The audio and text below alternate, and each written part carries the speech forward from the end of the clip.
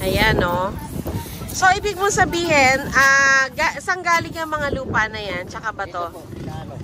Dito. Okay. Panambak dapat to sa seawall.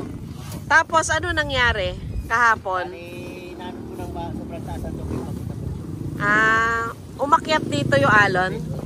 Parang daluyong na yun, ano?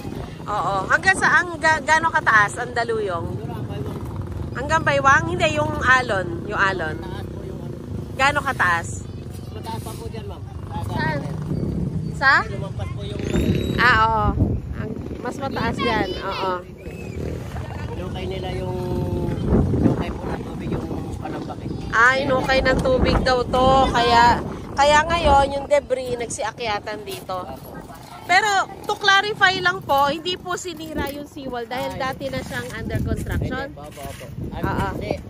Gagawin pa lang po yan. Gagawin pa lang kasi. Oo. Na tinambakan nila para tumaas. Ayun, tinatambakan kaso yun nga dumating na yung bagyo. Oo. Sige po, salamat po sir.